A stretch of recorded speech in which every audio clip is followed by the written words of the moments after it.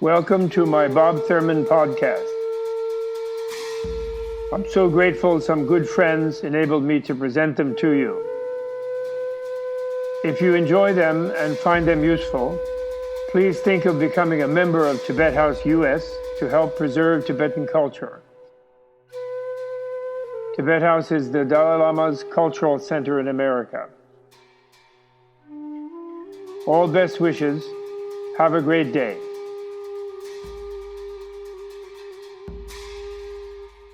This is episode 319, Tara and Women in the Buddhist Sangha.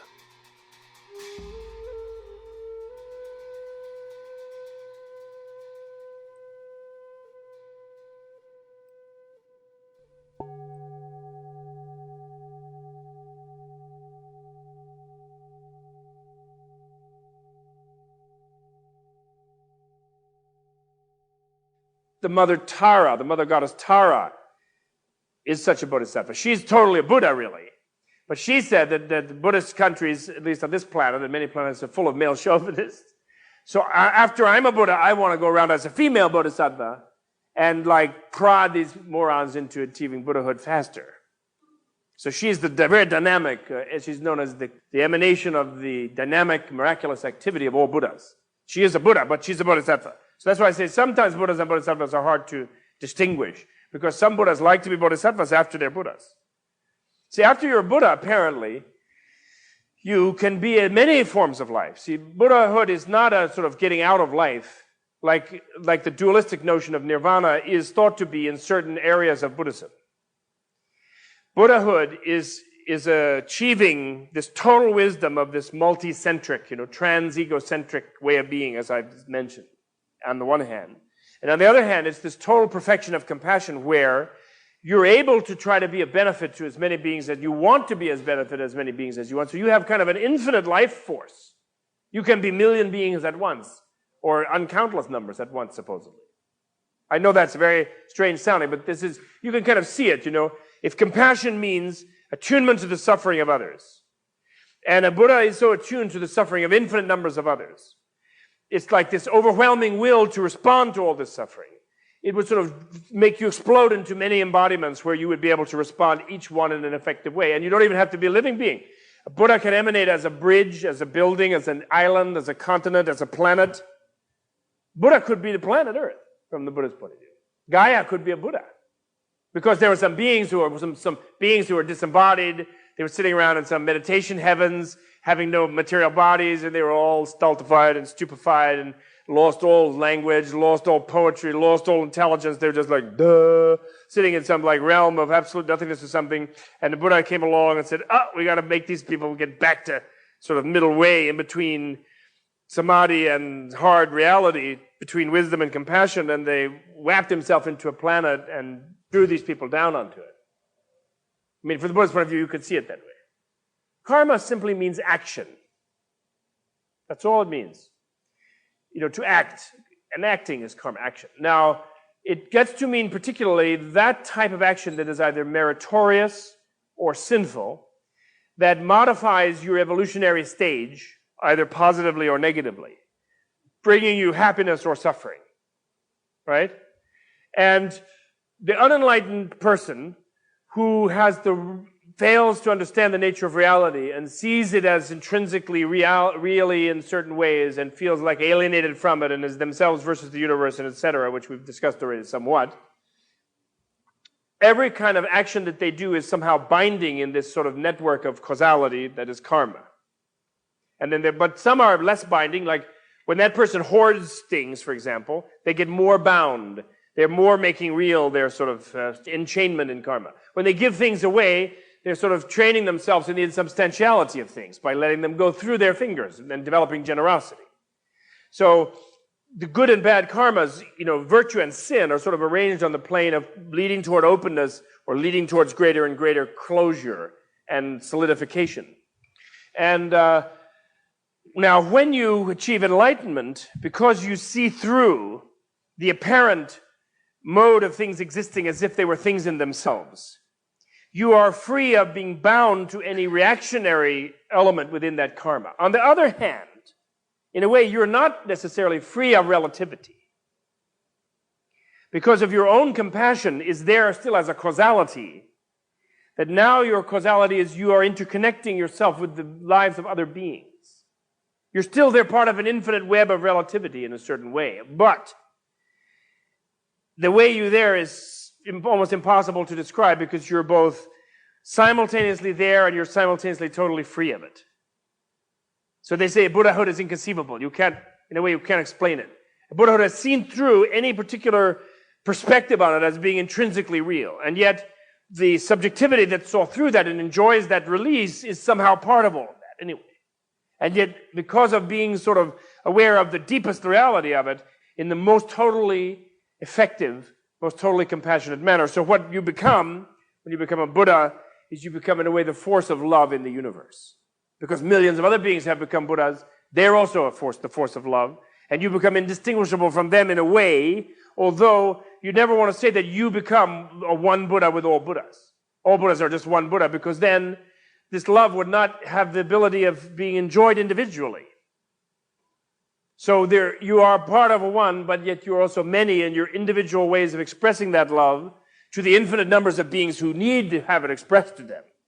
So you're, in other words, then you use karma. Then karma becomes your miraculous activity to make other beings happy and free them from negative, compulsive karma. But karma is just action, just means causation or action, basically. Okay, now the turning of the Wheel of Dharma image is a famous image. As you know, the image of Buddhism in sort of general popular form is the wheel. You know, when you have like world religion encounters and they have the Buddhist image, it's a wheel. You know, like Christianity is the cross and Taoism is the yin yang and so on. Buddhism is the wheel. And the wheel has another symbolism in Indian history, where it's the symbol of a king and of royal power and authority, and it's the chariot wheel, which, because the Indian civilization was sort of founded by the conquest of, or the most recent wave of Indian civilization, the conquest of India by these chariot-driving warriors from Central Asia. And so the idea of the king's wheel of authority and wheel of the power of a king is sort of a worldly image.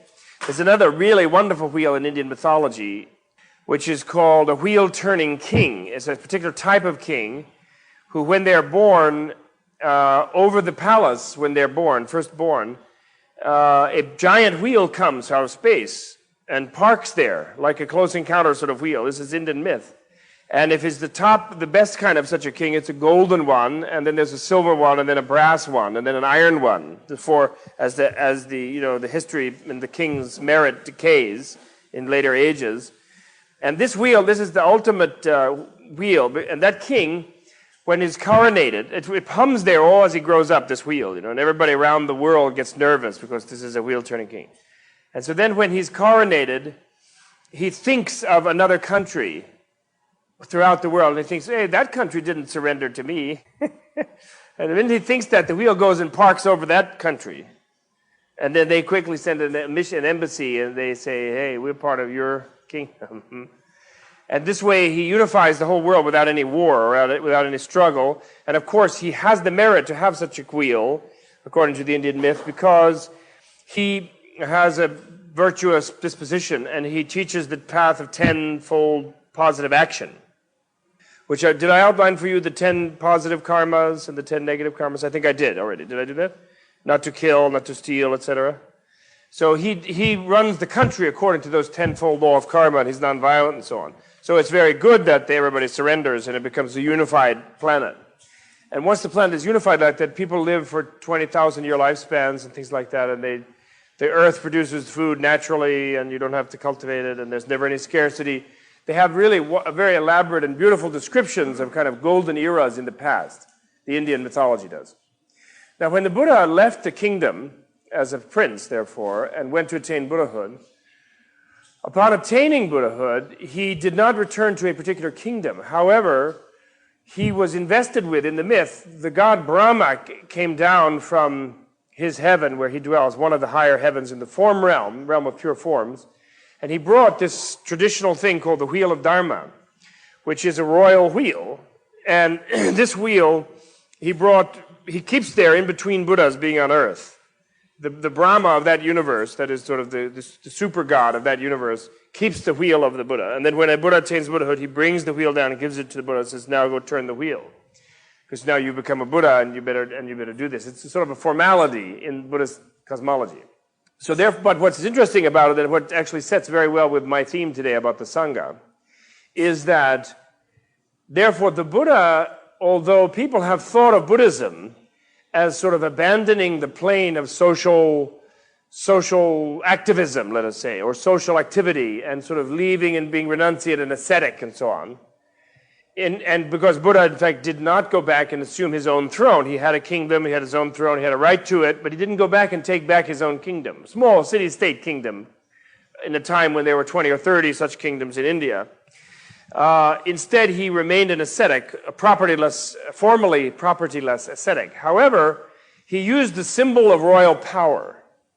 And then in the literature, there are many examples where it said that the wheel of Dharma is so much more powerful than the wheel of kingdom.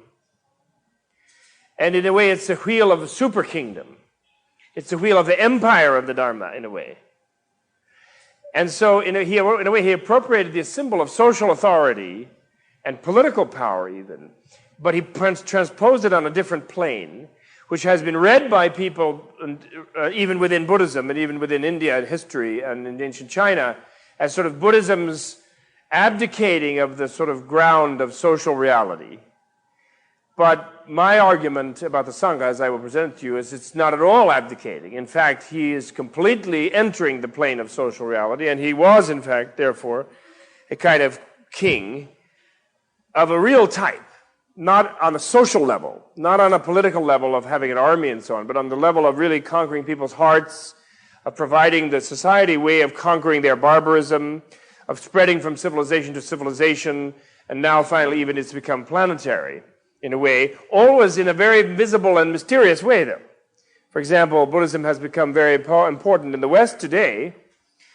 It's become quite an important strand in the last century in the West. But it did that in the same process of having its institutional infrastructure or basis in the East destroyed. So somehow it doesn't depend on a number of buildings and statues and things in a funny way. But that's going for it. Now, before I go back on into the Sangha, just to finish your other aspect of your question, you said wish and desire. Wish and desire is the same thing. And of course, there are good desires and bad desires. And therefore, a translation of one of the main poisons of the samsara as desire is not a very good translation. It's really greed is a better translation. Sort of excessive, exaggerated desire. Really what determines how well you die is how well you live. And this kind of book really you should read when you live, and then you should behave yourself and train yourself and develop such and such a mind. And if you don't do that, it's nearly hopeless. However, as a better than nothing, let someone come and read it. And then maybe this and that thing will get you, and you'll be caught in this and that plane, and you'll be helped in this and that thing. But even then, when you're caught in such a plane by one of those deities, that doesn't mean you attain enlightenment. It just means they save you from falling into these horrible situations, and then they get you into a plane where you have another shot, kind of, another life, where you can go to these different realms, where you can do it. The idea that you would merge with the one Buddha and attain Buddhahood and all that is like, they basically say almost no one. The one who really could do that would be one who already had memorized this whole process and had already rehearsed it 100,000 times, which you do in yoga. The real way of using the bardo is you learn to meditate in such a way where you go through the death process in your life. If you've been a jerk and an idiot and gone out and shot a lot of people and raised taxes and been a nasty, moronic ruler of people and destroyed a lot of lives, then they can read you the book of dead, you're blue in the face, and it won't help you. Because you've been accumulating sin for 1 billion years.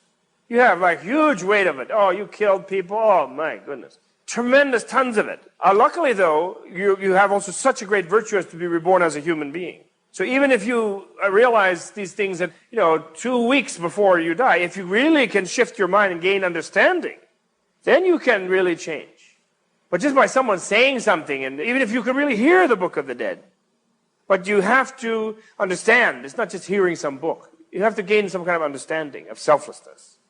And that there can be drastic change, certainly. As I said, Ajatashatru, when he died, he fell into hell, but he bounced right out and attained arhatship in the heaven of Tushita.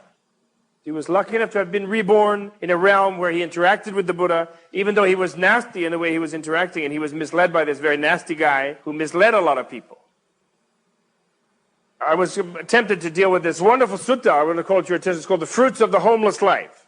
And in it, this king, Ajatasattu, as they call him in Pali, was asking the Buddha, like, why do you go and have a homeless life? Why do you renounce the world and go and live the homeless life, Buddha? Why do people do that? And then the Buddha has a sort of Socratic dialogue with him where he says, well, did you ask anybody else this question? He said, yes. And he talks about these 6 other swamis, teachers, masters, that he had asked this question and what answers they gave. And Buddha makes him tell him what all the answers they gave, and then he reveals that he had not been satisfied with any of their answers. So then the Buddha gives an answer of why you lead the homeless life and what is the fruit of the homeless life. And it's marvelous. And it ends up, the fruit of the homeless life is attaining freedom from evolution, freedom from karma, enlightenment, But the way he does it is just really brilliant. There's this whole passage in here that I particularly like. 6 wrong answers, and then the Buddha gives the right answer. And there's one aspect of this answer that I totally adore. He goes through all these samadhis that the monk learns how to do, and he describes. Now you see, this monk has developed all these samadhis, and then he's realized the nature of his material body. And then he says, a man with good, as the sitter said, now sir, he says, and he with mind concentrated, having gained imperturbability, applies and directs his mind to the production of a mind-made body. This is on page 104, if you have the book. And out of this body, he produces another body, having a form, mind-made, complete in all its limbs and faculties. It is just as if a man were to draw out a reed from its sheath. He might think, this is the reed, this is the sheath. Reed and sheath are different. Now the reed has been pulled from the sheath. Or as if a man were to draw a sword from the scabbard. He might think, this is the sword, this is the scabbard. Sword and scabbard are different. Now the sword has been drawn from the scabbard. Or as if a man were to draw a snake from its old skin. He might think, this is the snake, this is the skin. Snake and skin are different. Now the snake has been drawn from its skin. In the same way, a monk with mind concentrated, and there's a whole long thing he's abbreviating here about different samadhi realms that he has, but what he means by mind concentrated, directs his mind to the production of a mind-made body. He draws that body out of his body, having form, mind-made, complete with all its limbs and faculties. This is a fruit of the homeless life, more excellent and more perfect than the former ones. And he, with mind concentrated, applies and directs his mind to the various supernormal powers. He then enjoys different powers. Being one, he becomes many. Being many, he becomes one. He appears and disappears. He passes through fences, walls, and mountains unhindered as if through air. He sinks into the ground and emerges from it as if it were water. He walks on the water without breaking the surface as if on land. He flies cross-legged through the sky like a bird with wings. He even touches and strokes with his hand the sun and moon, mighty and powerful as they are, and he travels in the mind-made body as far as the Brahma world. Just as a skilled potter or his assistant can make from well-prepared clay whatever kind of bowl he likes, or just as a skilled ivory carver or his assistant can produce from well-prepared ivory any object he likes, or just as a skilled goldsmith or his assistant can make any gold article he likes, so the monk with mind concentrated enjoys various supernormal powers, and this is a fruit of the homeless life, more excellent and perfect than the former ones. So what I particularly love about that is then he talks about how this mind-made body is created with a new set of faculties. For example, right now, our energy, our spiritual energy, is in what is mainly resides in what is called a 6th consciousness, a mental consciousness. Usually it's sort of in the heart area, which coordinates all the input data of the 5 sense consciousnesses, which are eyes, ears, nose, tongue, and body surface, tactile, those 5 senses. And we're completely invested in that, and we cannot get away from it. When we fall asleep, from the Buddhist point of view, the reason we need to fall asleep is we get so sick of being subjected to our senses and having to respond all the time to sense stimuli. We get overtired with it and overwhelmed with it, and we withdraw from it into our mind itself, the 6th sense, the 6th consciousness. And then we can go out and away of the body through dream in that 6th consciousness. But we can't control that process at all. It's completely involuntary. And in fact, the degree to which we cannot control it can indicate to us that when we die, we are liable to any sort of dream. The imagery that might be around from our karma, from our unconscious, could just drag us any old dream, any old where, and then that dream would concretize in a new embodiment without us being able to do a thing about it if we cannot do a thing about our dreams in this life, if we have no lucidity and no control in our dreaming in our normal state. What he's saying here, the fruit of the homeless life, why people drop out and join the Sangha. Now I'm coming to the Sangha. Why people drop out and join the Sangha. Why people do this, and don't put it on the floor, it's bad luck. Why people do this to, spend their whole life devoted like that. In other words, it's not because they don't like sex. It's not because they don't like good food. It's not because they don't like living in a family. It's not because they don't like fancy clothes. It's because they realize that the real essential thing in life to do is to find out, to get away from being subjected to these 5 senses, and to learn to use this inner energy directly, to sort of be able to control that. You see how he says, he can just draw the mind right out like you take a reed out of its, strip a reed out, or take a snake out of its skin. That means that the person has the ability to disidentify from all the sense data. Go into the central realm there where you would dream while awake, while meditating. And within that, then go into those powers are nothing, fly around in the man. It's like really living as a dream consciously. That's really nothing. It's not important. But he's giving it to the king because it's something the king admires. And so it's another fruit, you see. And then the real thing is, he then develops what's called the divine eye, the ability to know all sorts of things far away. The divine ear, the ability to hear what people are saying millions of miles away. The knowledge of others' minds, the ability to read others' minds. The knowledge of former and future lives of self and others. And the knowledge of the ability to do those magical transformations. And then the 6th one, the knowledge of the process of liberation, of becoming free totally from any sort of bondage. And these become the new 6 faculties that a person has, you see.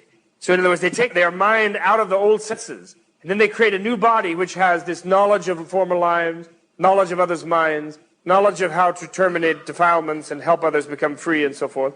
And then that really is what creates a Buddhahood. That is really what creates Buddhahood. So you see, the person who really concentrates on that, who gives up all this waste of time of earning car and house and fancy clothes and cocktail parties and all of this nonsense waste of the human life, doing something that any robot can do, and puts their full concentration in this, they quickly and easily achieve the ability to actually just get right out of their body, put their body into a different mode, find out how to relate to other beings, totally change the whole orientation towards the universe, and therefore, death is nothing to such a person. Death is just the process of going in and out. What I love about it particularly is this is the Hinayana Sutra. Supposed to be just arhat, supposed to be just nirvana. We don't do that. That's all Mahayana, all this thing about Buddhahood and different bodies, That's that whole theology of Mahayana you might hear from some Hinayana people, from some monastically oriented only people, Southern Buddhists. And we're not into Buddhahood. Being an arhat is enough. But here you have this idea of creating this new level of subtle being where the mind itself has the ability to transform reality. And where you are, in fact, free and able to do what you want in reality. And therefore, naturally, what you do is you benefit other beings. Because you have no selfish desires at all. So that's what I think is most. Now, the Buddha, when he started to teach, he taught his first 5 disciples in Sarnath, in the Deer Park in Sarnath. And he talked to them for about 10 minutes and they attained sainthood. One, their leader did, and the others about an hour later all attained sainthood. When they attained sainthood, they said to the Buddha, wow, this is great. We are finally reached our goal. We are so pleased because they realized freedom, you see. They understood not just some sort of good feeling. They really knew what was going on and they really were free, you see. They said, this is fabulous, Buddha. That's great. We're with you, type of thing. And then he said to them, Ehi Bhikkhu. And when he said Ehi Bhikkhu, their hair flew off, which was a lot of funky hair they had. They were these Indian sadhus, they had this long matted locks down to their leg. And then their beards flew off. And their clothes flew off, and they had these orange robes, and they were clean-shaven. And then for about 5 years, every time somebody would see the light with the Buddha, he would just go, Ehi Bhikkhu, which means come here, mendicant. And they would become instantly ordained, and he had this talk about a CAT scan. The guy was like a portable shaving machine. Instantly, the hair was totally gone. And so there was no problem of rules and regulations and whatever the order, and he said, monks, you are now part of the Sangha, the community. Now, the word Sangha was a word at the time that referred to the assembly in the Republican kingdom that they had before the empire time, because this was a time of city-states that were Republican in structure in India for the most part. It was the assembly of elders who made all the decisions, and the kings were in a way elected by them, could be demoted by them, and it was a very kind of a democratic thing. And in the Buddha's life, he praises, that's why modern Buddhist countries, Buddhist writers, are into democracy, because the Buddha said that those kingdoms where everybody decides things and they do things in a certain way and they discuss and debate till everybody agrees on things and they operate by consensus will be strong kingdom. And those that one idiot decides to do what he wants or will not be strong kingdom. So Sangha is a word taken from that in the social sphere, and it came to mean this community outside of the community. And then after a while, he admitted women to this community. There is a story that he was resistant to admitting women, and that he had to be asked 3 times by Ananda, and then he admitted them. And he said when he did admit them, that it would make Buddhism harder to take for the society he was in, but after all, they could do it if they really wanted, type of thing. They didn't need it as much as the men because they weren't as hung up, but if they really wanted to, they could do it. And it's true, it may be true, because one of the big problems that Buddhism had, both in India and China, was that women were so desperate to be nuns that they kept freaking out the people in the kingdoms. And because they liked to be nuns. This, I know, doesn't sit well with America, where we think being liberated means something, this and that. But actually, in those traditional societies, the women just loved to get out of like 15 childbirths and working in the rice fields and being beaten around by all these horrible patriarchs and few powerful grandmothers. And the one time in life when they get powers, when they're like a fierce old grandmother, they really dropped out of this with great facility and with great alacrity. And it was a constant pattern in Buddhist history where nuns existed, in societies where they existed, that the orders of the nuns became immensely powerful and immensely numerous. And there are records of kings all the time, like big edicts, like we have a quota of 500 nuns a month and no more, type of thing. You know? They really freak out. And then in China, by the trillions, the nuns would come.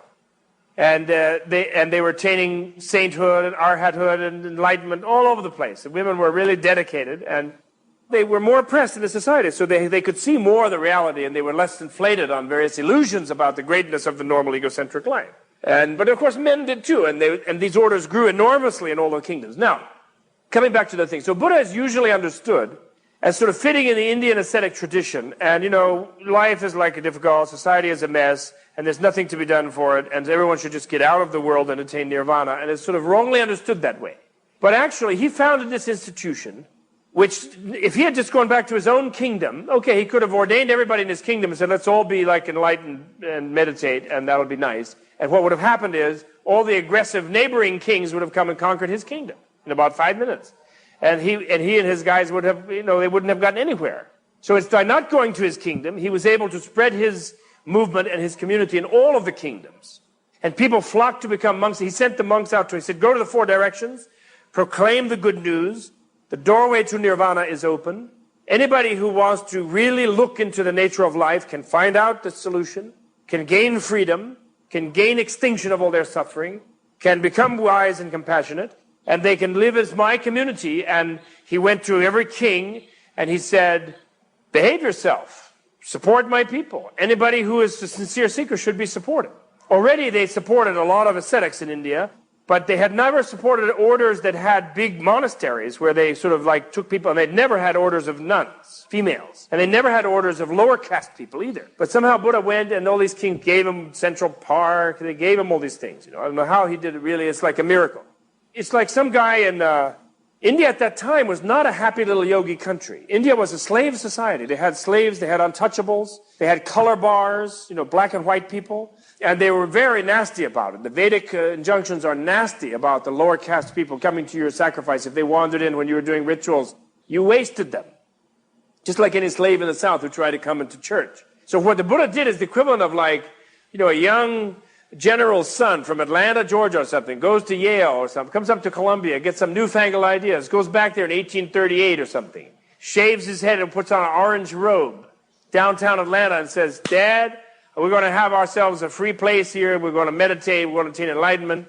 And anybody who wants to come, you let them come. And we're coming over to the julep planter's place every day at lunchtime with a bowl, and you give us lunch, Dad.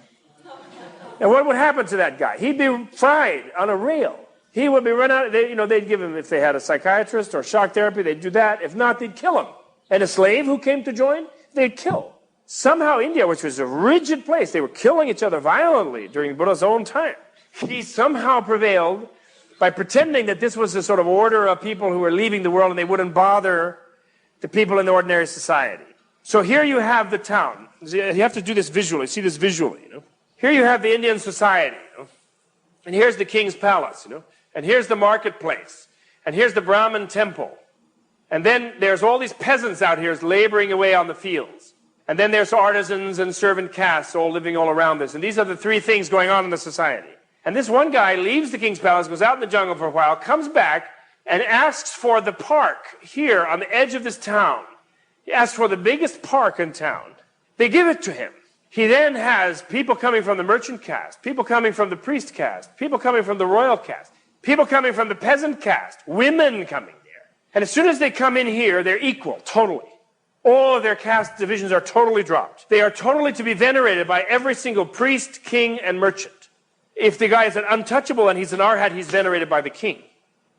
And this thing, and there's a nunnery over this side and a monastery over this side. And sometimes when they're going on basic, real heavy retreats, meditation, they go further into hermitages. But mostly they live in the suburbs. And every day they go into the marketplace and they say, give me lunch. And people fall over themselves to give them lunch. And they're not even allowed to say thank you. If you're a monk or a nun, even today in Thailand, you go out with your lunch, somebody gives you lunch, you say, oh, thanks. They say, hit you with a spoon. They say, you just wasted my merit from giving the lunch. You're no good monk. By thanking me, you're building up my ego, and now you've paid me back, so it wasn't a gift, so I've lost my merit. So shut up and don't say anything. Take the lunch and get out of here. So you go, you don't say a word, you just take the lunch. You don't even, then they really get the merit, because they've given it, you see, without being thanked, you see. So this is a revolutionary engine, is what I'm saying, the Sangha. It's a total revolutionary engine. And it's a social revolution of real power, because on the other hand, they say, oh yeah, you be king. I'm just leaving myself. I'm not going to be king. Sure, priest, you do your priestly stuff, but although the one intervention here, really strong from the beginning, was no more cow slaughtering, no more animal sacrifice of the Vedic altars. This is stupid, and this is no good, and there was active criticism of that. The Buddha really dumped on that, and probably his movement was a major aspect in stopping the sacrifice of animals. And actually, these guys, in a sociological sense, in the history of India, these folks in the merchant quarter who were sort of beginning to do serious trade, and they were sick of the warriors with their little Trojan wars and things, and they were tired of the priests with their greed for big offerings of cows and wealth and, sort of ritual wills, tell the gods to prosper you, and, you better give us a lot of offerings. They were sick of them, the priests, and they wanted some sort of legitimacy and upward mobility, and around them were various artisans who were moving into being merchants. So this was a whole huge, large area of strong energy, the mercantile area, and they found a lot to be desired in this movement. And they were major supporters. And so this Sangha thing, therefore, now, basically he invented what we call today monasticism. And this really is the monastic option. And we take it for granted nowadays, and many of us, because the Protestant domination of our society, we think of it as something sort of almost obsolete and unnecessary. But we cannot conceive of what an amazing intervention this was in the society of those days. Plato never got near anything like that. Confucius neither. Zoroaster neither. There were a few places like the Essenes and so on, but they were not monastic. They had families and so on. But there were a few communities that would withdraw, and there were ashram communities in India that would withdraw. But the idea of an institution where anybody from any walk of life, male or female, could retire upon deciding there was some higher evolution they wanted to use their life for as an individual, and be supported by the society with tax deductions, with free food, with free space and real estate, and honor and respect, is almost inconceivable how he did it. Because today you couldn't do it in New York. Look at this open center. They have some kind of tax deduction. But, they don't have any real support. They're trying to create a space for people to open up their lives, to open up their mind. Do you see Mayor Dinkins or Koch deciding, hey, open center is a priority. We have the fire department, police department. Yeah, we should really encourage the open center. There should be open centers every 10 blocks. People need to open their minds and hearts. That's what life is for. Everyone who wants to go to open center should have a scholarship. Good luck. In New York, we're supposed to be modern and advanced into liberal ideas. The monastic thing is basically a useless thing from the point of view of the forces in society. People don't produce wealth, they don't work, they don't labor. The original Buddhist monks were not allowed to do any work. Nothing to distract them from the goal of achieving enlightenment.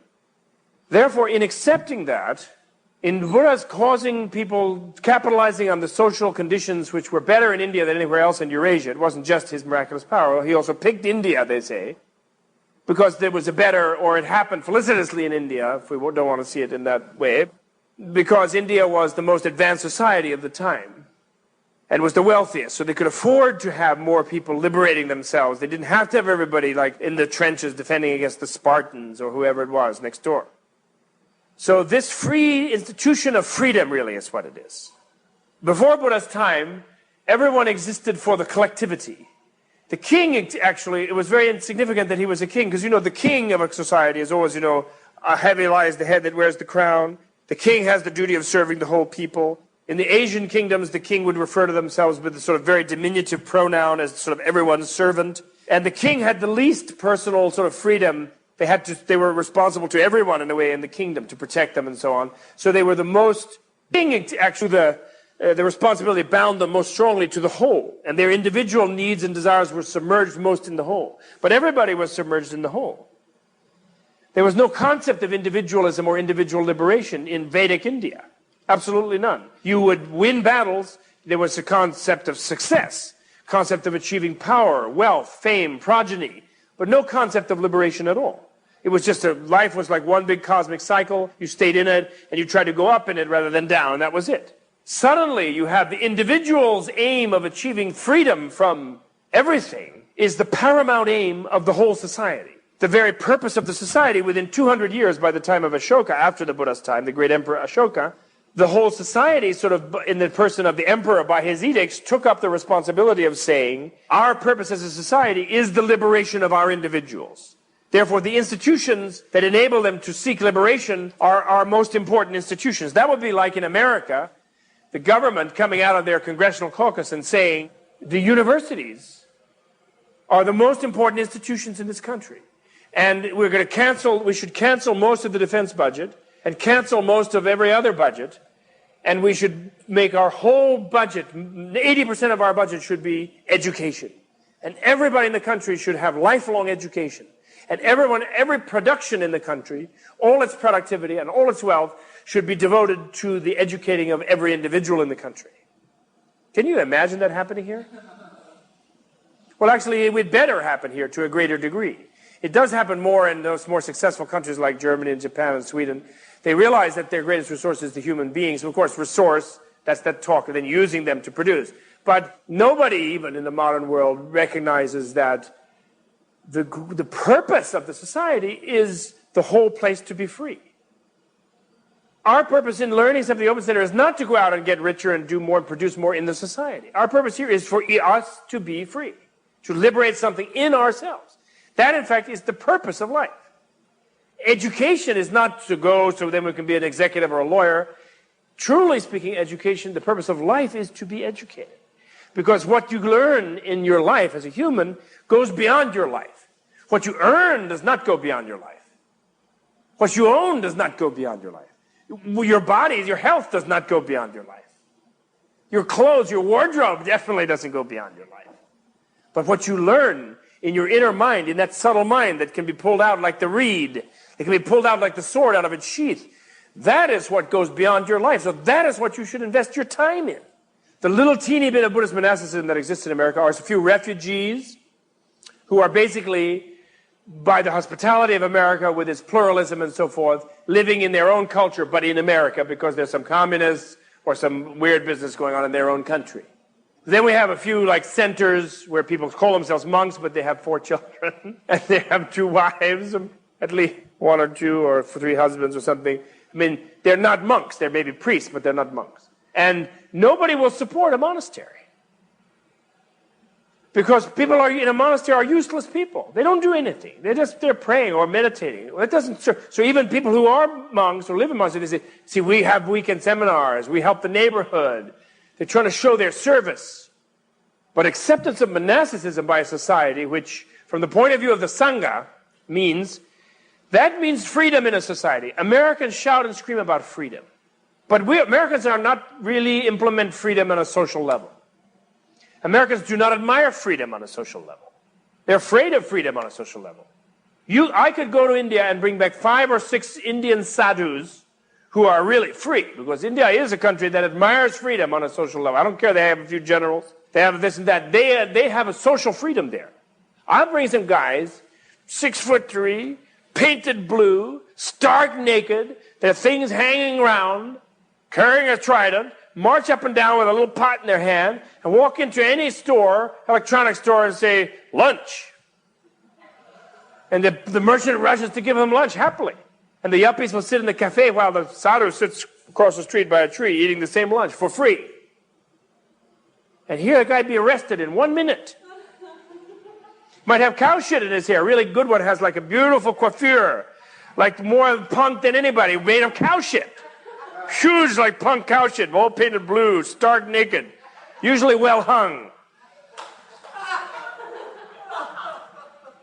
That's a free country. Not this scrap. You got a suit and tie, and you got to walk through the lights and on and off. And any deviants, Thorazine, shoot them up, put them away. We don't admire freedom. Little liberal arts, they have the pre-med programs, the pre-law programs interfering in the poor little 4 years that a few yuppies have to try to like open up their sensitivity and learn to listen to Debussy, you know. There's no admiration for freedom in this country. And monks are useless parasites. Then you go to a movie like Name of the Rose or some Borgia business, you think, a bunch of must all be homosexuals or weird or something, and we don't like monks. We're Protestants, we all work, we produce A-bombs. It's not a free country. So how did how did India 2,500 years ago have this institution, monasticism, when we Americans, we think we're so generous, we think we're so free and so modern, we are not generous enough to support a community of 20, 30 people who want nothing other than achieve liberation. We think they're weird, they must be a cult, they're no good, they don't produce. We're just like the communists in that sense. The communists, of course, burned thousands of monasteries, burned thousands of monks and nuns, and they all this big thing of they're parasites and they don't support, they don't do anything for anybody.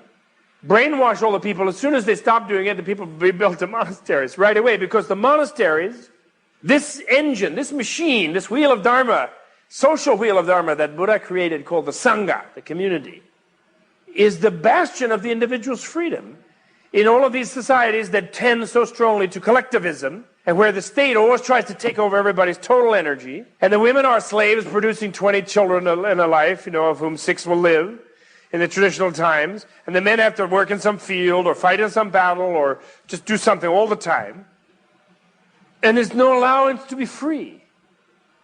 That's a barbaric society. It's a tribal. People say tribal is backward. We are developed. We are not developed. We're total tribal. We're not really individualistic. We pretend, we are not individualistic. We think we're so individualistic. We're not. We're very conformist. The Dalai Lama, as an authority in Tibet, has been a male so far. But the Dalai Lama has been not just, Avalokiteshvara, the Bodhisattva, is not just incarnated in the Dalai Lama in Tibet. Now, okay, let's back up on this. So the Dalai Lama is a woman, has been a woman, plenty of times. It may be like hundreds of women right now. The Dalai Lama is likely at least 500 women right this minute. I don't mean, he's not consorting with them. He's a good monk. I'm saying he is 500 women, probably, in different countries, if he's really Avalokiteshvara. Avalokiteshvara has 1,000 arms, 1,000 eyes, 1,000 faces, 1,000,000 forms. It is pure compassion. It's embodiment of compassion. Let's not just say that the Avalokiteshvara is just the one Dalai Lama. He would never say that. He's just a simple Buddhist monk. But now let's go back. Okay, where is the powerful nuns nowadays? Where is the Buddhism nowadays? Buddhism has been totally destroyed in the last century, more or less. In China, there were millions. You go to Taiwan right now, and if you don't watch the traffic lights, you can be run down by herds of nuns.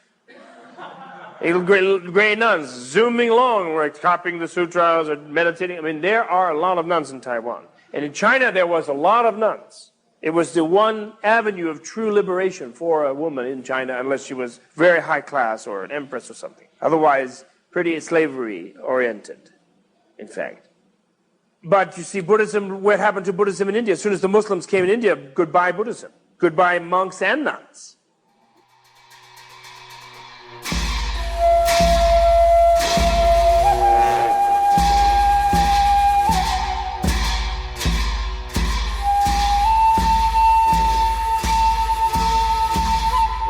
The Bob Thurman podcast is produced through a Creative Commons No Derivatives license. Please be sure to like, share, and repost on your favorite social media platforms. And is brought to you in part through the generous support of the Tibet House US Menla membership community and listeners like you. To learn more about the benefits of Tibet House membership, please visit our websites at thus.org, menla.org, and bobthurman.com. Tashi Delek, and thanks for tuning in.